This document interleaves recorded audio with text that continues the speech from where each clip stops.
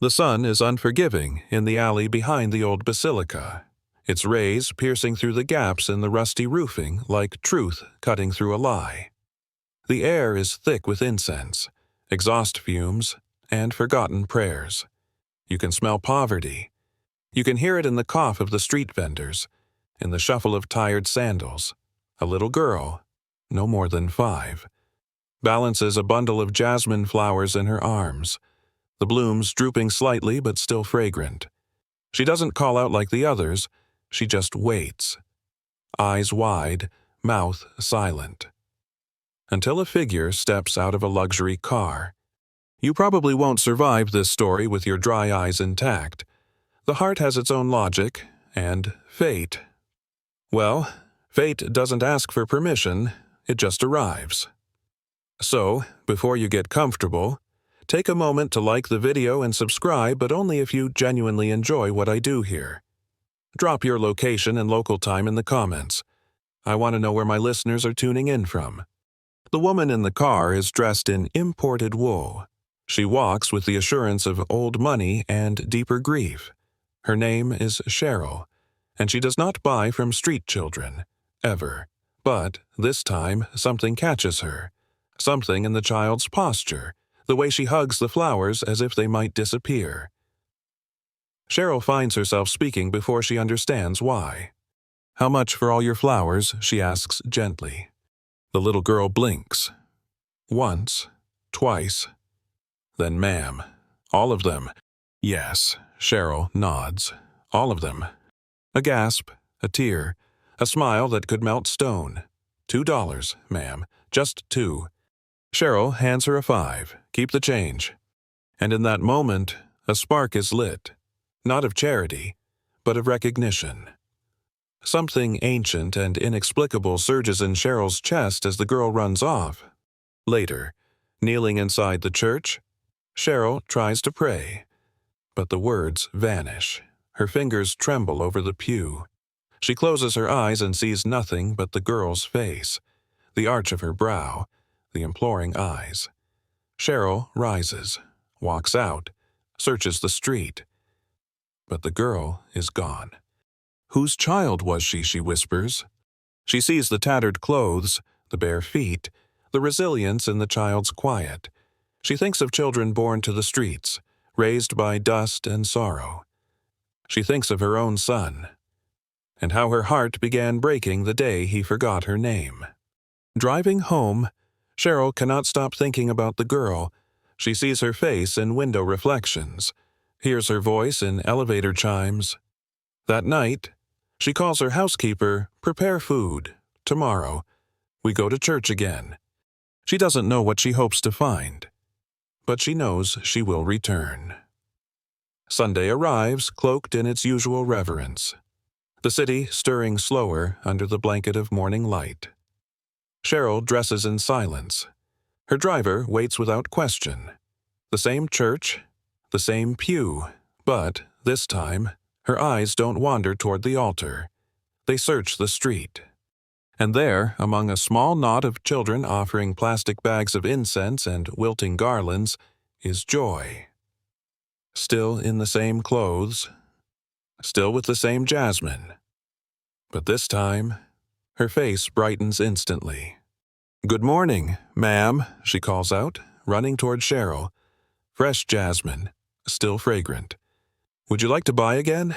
Cheryl doesn't answer right away. She looks at the girl, really looks. Joy's eyes are wide, her smile filled with both hope and a certain practiced caution that no 5-year-old should possess. "I'll buy them all," Cheryl says again, pulling a warm container of food from her bag. "But first, what's your name?" "Joy. Joy Marie de los Santos. But Mama just calls me Joy. I'm turning 5 soon." Joy. The name hangs in the air, fitting and fragile. "Where's your mother?" Joy Cheryl asks gently. Joy's face dips for the first time. She's sick, real sick. She doesn't get up much. I sell flowers to buy her medicine. We don't have a house, just a space under the bridge. Cheryl nods slowly, kneeling down to brush a loose strand of hair from the girl's face. "Well then," Joy, would you let me help? Joy's eyes flicker with hesitation. I'll have to ask Mama. She gets scared when I'm gone too long. Cheryl smiles. Ask her. I'll be back next Sunday. And if it's okay, we can buy clothes, maybe toys, definitely food. The deal is struck. A promise sealed with the trust only children still carry. The following Sunday, Cheryl rises before the sun. Her heart is anxious, buoyed by anticipation. There's no hunger for prayer today, only for confirmation that the little girl with jasmine eyes will appear again. She arrives early. The church is quiet. The light barely filters through the stained glass windows. Vendors begin to gather by the gate, their voices low, restrained by the hour. Cheryl scans them all.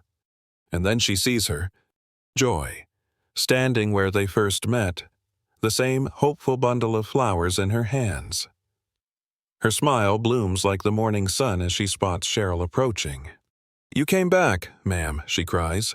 Cheryl crouches down, opens the car's rear compartment, and pulls out a new dress, a small backpack filled with school supplies, and a freshly packed lunch. I always keep my promises, she says. Joy giggles and clutches the backpack. Mama said thank you. She said you were an angel. She wanted to meet you, but she didn't want you to see her like that. Like what? Joy hesitates, eyes darting down. She's very thin now. Sometimes she doesn't wake up for a long time, but she said I could go with you next time. She said it's okay. Cheryl feels her throat tighten. She steadies her voice. Would you take me to see her? Just for a moment. Joy nods solemnly and climbs into the car. What follows is a ride through layers of inequality. Wide avenues shrink into cracked side roads. Asphalt gives way to dirt, and eventually, they stop. The car cannot go further. Cheryl steps out, lifts her dress delicately as she follows Joy through a maze of makeshift dwellings, cardboard, tarp, corrugated tin. The air smells of rust and stale water. Watching eyes track them silently. Finally, Joy points to a shack tucked under a highway bridge. She's in there. Cheryl bends and enters. The air is thick, pungent. A woman lies curled on a thin mat, wrapped in a blanket of damp cotton and fever. Sonia. Her skin clings to bone. Her hair is matted to her temples. Yet when Cheryl touches her shoulder, her eyes flutter open. Ma'am, she whispers. I'm taking you both out of here, Cheryl says. Right now. No arguing. Sonia tries to sit up. Fails. I don't want charity. It's not charity, Cheryl interrupts. It's the answer to a prayer. Yours, mine, or maybe Joy's. Who knows? Sonia closes her eyes. If you're sure. Cheryl nods and steps outside to make the call. Within the hour, Sonia is in a hospital bed. Joy sits at her side, holding her hand, whispering songs. Cheryl watches from the doorway, feeling something shift within her, as if a piece of her lost past had quietly come home. Hospitals always smell the same antiseptic, anxiety, and something sterile but faintly human. Sonia lies motionless, an IV needle taped to her wrist, the steady beep of machines tracking her recovery. Doctors say she's lucky. A few more days and the infection could have been fatal. They warn. Cheryl nods, jaw tight. She doesn't like the word lucky. Luck didn't carry Sonia from that bridge shack. Cheryl did. Joy never leaves her mother's side. From dawn till night, she whispers encouragements, sings lullabies, peels fruit. She tells stories about school, about Miss Cheryl's kitchen, about the little bird that landed on the windowsill that morning. Sonia listens, smiling through her weakness, marveling at how much her daughter has carried without ever complaining. Cheryl returns daily, food in hand, stories in tow. She sits with Joy when Sonia sleeps. They play card games, draw in notebooks, watch cartoons on Cheryl's tablet. One day, as Joy giggles through a game of tic-tac-toe, Cheryl blurts out, "You know, I'd be honored if you both came to live in one of my guest houses, just until your mother is well." Joy's eyes widen. "Really?" Sonia is hesitant. "We don't want to intrude." "It's not an intrusion," Cheryl says, her tone firm. "That house is empty. You'd be helping me fill it." And so, a new chapter begins. A week later, Sonia is discharged. Joy helps her into the car, beaming with pride. The guest house is modest by Cheryl's standards, but palatial compared to what Sonia and Joy have known: 2 bedrooms, a kitchen with a working stove, a bathroom with hot water. Sonia weeps quietly in the doorway. "This is more than I ever dreamed for us." Cheryl places a gentle hand on her shoulder. "This is just the beginning." In the days that follow, Sonia regains strength. Cheryl arranges for her to work in a small shoemaking business she supports. Joy starts at a local school, carrying her new books and wearing her new uniform like armor against the world. The house fills with laughter. Sonia cooks. Joy does homework. Cheryl visits. Sometimes, they all eat together on the patio. Sonia is careful with her words, always grateful, always polite. But Cheryl can sense it. There's something unsaid, a shadow in Sonia's eyes, a name she never mentions. One afternoon, as Sonia hangs laundry beneath the soft buzz of cicadas, Cheryl asks, "Joy never talks about her father." Sonia looks up. The clothespin in her hand pauses midair. "He left," she says. "Before she was born, his parents didn't approve. He disappeared, that's all." Cheryl nods slowly, heart suddenly hammering. "Do you remember his name?" Sonia nods. "Peter." Cheryl's breath catches in her throat. "What was his full name?" Sonia swallows. "Peter Sonen." But everyone called him Peter. The world stops. That night, Cheryl stares at the necklace on her dresser. The one she had retrieved from the Philippines months ago, made of white seashells. The one her son clung to even through his memory loss. Engraved with one name, Peter Sonen, she whispers into the silence, "Joy, my granddaughter." The next morning dawns with an eerie stillness, as if the world itself is holding its breath. Cheryl rises early, her mind heavy with revelation. She prepares breakfast with trembling hands, heart pounding in her chest. Peter Sonen, her Peter, Sonia's Peter, Joy's father, her son, the pieces slide into place like a long-lost puzzle returning to form. Peter is back in the Philippines now, recovering slowly at the mansion after his prolonged treatment in the States. Doctors say he's functioning well, physically stable, emotionally responsive, but the memories still scattered. His past remains locked behind a fog of trauma and time. Cheryl hadn't told him about Sonia or Joy yet. She wasn't even sure if she could, but now she knows she must. At breakfast, she watches him carefully. He eats in silence, methodically. The seashell necklace rests on his chest. He fingers it often, absent-mindedly, as if it carries the weight of the life he can't recall. "Peter," she says softly, "do you remember why that necklace is so important to you?" He looks up, startled, but calm.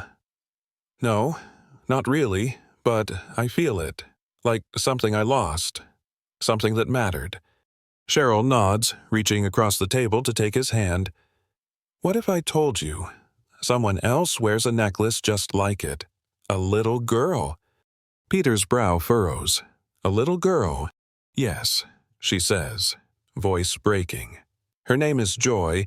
She's 5, and she looks like you did when you were that age." Silence.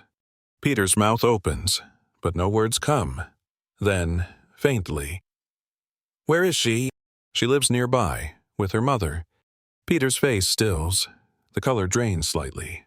"What's the mother's name?" Cheryl braces. "Sonia." His eyes widen. "Sonia." He echoes. The word hangs between them like a ghost. "I want to see them," he says suddenly, urgently. "Please." And Cheryl nods. That evening, Peter prepares dinner himself. He insists on cooking something simple, something warm. Cheryl watches, her heart a whirl of anticipation and fear. She calls Sonia and invites her and Joy to dinner. Sonia hesitates. Her hands tremble as she holds the phone. "Joy has missed you," she says, masking her unease. "We'll be there."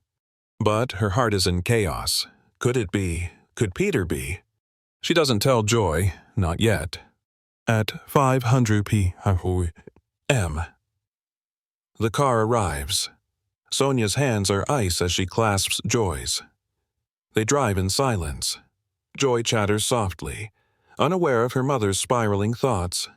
At the mansion, Cheryl greets them at the door.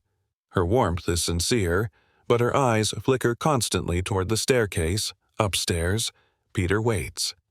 "Dinner's almost ready," Cheryl says, leading them to the sitting room. Moments later, footsteps echo from the hall. Peter enters. Joy lights up. "Uncle Peter," she cries, rushing to him. He smiles gently. "Hey, sunshine." Sonia stands slowly. Her eyes lock onto his face. Her knees buckle. "You're Peter," she whispers, eyes widening with each syllable. "You're Joy's father." Peter freezes. I don't remember everything," he says, stepping closer, "but when I see you, it feels like breathing again." Sonia sobs. Joy looks between them, confused. "Mama." Sonia drops to her knees, pulling Joy into her arms. "Yes, baby, he's your father." And for the first time in years, Peter kneels too beside them both and whispers, "I'm sorry. I don't know what happened, but I will never leave you again." The dining room is warm with candlelight, but the air feels fragile, like a single whisper might shatter it all. Joy sits between her parents, eyes wide, hands tightly clutching Sonia's arm. Peter's hands rest on the table, fidgeting with the edge of a napkin. He tries to speak, but no words find footing. So Cheryl speaks instead. She tells them what happened, what she knows, at least, about the accident, the coma, the slow, painful recovery, the memory loss that reduced Peter's past to shadows and feelings, and about the one thing he never let go of, the shell necklace, engraved with a name he couldn't place but held to like a lifeline. Sonia listens in stunned silence. Joy watches Peter. "You really didn't leave us?" Papa Joy asks in a small voice. Peter shakes his head slowly. "I didn't know. I promise, sweetheart. If I'd known." He trails off. Words won't suffice. He reaches across the table instead. Joy places her tiny hand in his. Sonia watches the exchange, her heart torn between joy and a pain too long buried. Later, in the quiet of the garden, Peter walks beside Sonia. "I feel like I knew you in a dream," he says. "You did," Sonia replies, a small smile tugging her lips. "A dream we once had, until the sea took you." Peter nods. He touches the necklace around his neck, then gently lifts the one Sonia wears, its twin. "You kept it. Always." He doesn't kiss her. Not yet. The moment is too tender, too sacred. Instead, he says, "Let me earn you back. Let me learn our story again." And Sonia, tears shining in her eyes, whispers, "We'll write it together." The stars begin to flicker above them. Joy laughs in the distance, her voice echoing like a promise. Inside, Cheryl watches from the window, hands clasped tightly in front of her chest. For the first time in years, she allows herself to cry. But this time, it's from relief. The days pass like petals in the wind, soft, slow, and layered with healing.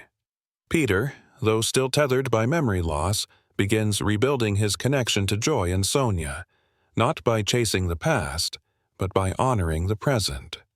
Every morning, he sits with Joy on the porch swing, teaching her silly songs and helping her with schoolwork. She teaches him how to play her favorite mobile games. They laugh loud and without reservation. Sonia watches from the kitchen window, wiping her hands on a towel and letting her chest fill with something she thought she'd lost forever: peace. Peter doesn't return to work right away. Cheryl insists he take time to focus on his healing, but he visits the shoe factory occasionally, observing Sonia as she stitches leather with practiced hands. He never interrupts, just watches. One afternoon, he brings her a sandwich and sits across the room, quietly eating in rhythm with her. They don't talk much at first, but by the third visit, they're teasing each other again, just like they once did. Muscle memory, it seems, outlasts memory itself. At home, Joy grows bolder. She asks Peter more questions, shows him her drawings, even insists he attend her school's family day. When he agrees, her entire face lights up. "You're really coming, Papa, not just dropping me off." "I'll be right there in the front row," Peter promises, tousling her hair. Cheryl organizes a dinner one evening, just the four of them. She watches her son and his little family from across the table, the corners of her lips lifted in contentment. "So," she says gently, "once dessert is served, what now?" Sonia glances at Peter. He reaches for her hand, not to lead, but to support. "I want to make things right," Peter says, "not just for Joy, for Sonia, for myself. I want our family to live together." Sonia's eyes fill, but she nods. "So do I." Cheryl raises her glass. "Then let this be a new beginning." That night, as they tuck Joy into bed, she looks up at them and says, "This is my favorite day." Peter kisses her forehead. "Ours too, little sunshine." Months roll by like pages in a photo album, each one brighter than the last. The mansion no longer feels like a house with guests, it feels like a home with history being rewritten. Peter proposes, quietly and humbly, in the very garden where he first told Sonia he wanted to earn her back. There are no fireworks, no grand gestures, just the two of them under a shower of soft rain, their hands linked, their foreheads touching. Sonia says yes, with a tear and a nod. The wedding is small. Cheryl arranges it in the backyard, beneath a canopy of white orchids. Only close friends and staff attend. Joy wears a flower crown and walks ahead of her mother, scattering petals with each barefoot step. Peter, in a simple gray suit, waits at the altar with his hand over his heart. When Sonia reaches him, their eyes say everything. "I do," they whisper. "I always did," their smiles reply. After the wedding, life doesn't become perfect, but it becomes theirs. Sonia returns to the factory this time as a co-manager. Her ideas boost productivity, and she's beloved by the workers, who now know her story. Peter supports her, rebuilding not just his business memory but his character from the ground up.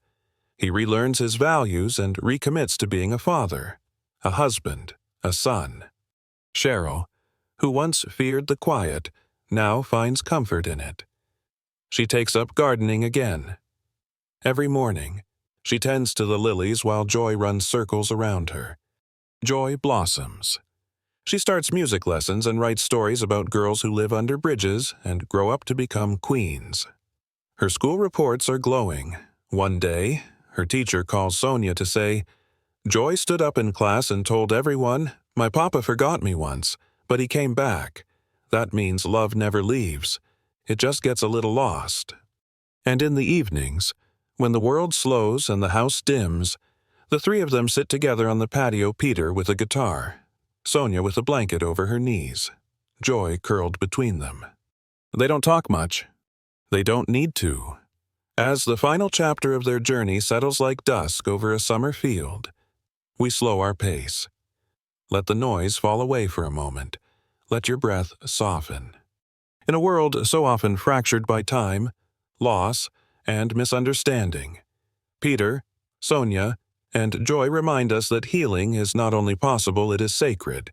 Their story, once marked by silence and separation, now hums quietly with reunion, grace, and promise. The mansion no longer echoes with loneliness. It pulses with life. Laughter spills from its windows. The scent of jasmine and home-cooked meals fills its halls, and in the corner of a bookshelf, 3 seashell necklaces hang side by side like symbols of a past embraced and a future reborn. Perhaps your heart ached during their story. Perhaps you saw a little of yourself in Sonia's resilience, in Peter's longing, in Joy's bright, unyielding hope. Let that tenderness remain with you. Let it remind you that even the broken things can find their way back together. And now, gently, I'll leave you here, with a family made whole, with a daughter who never stopped believing, with a whisper that love, when true, never truly disappears, it waits. If this story moved you, let me know in the comments. Where are you listening from, and what time is it where you are? I'd love to hear how far this family's journey has reached. And of course, don't forget, subscribe to the channel so you don't miss the next story. Because here, every ending is only the beginning of something new. Thank you for staying with me to the end.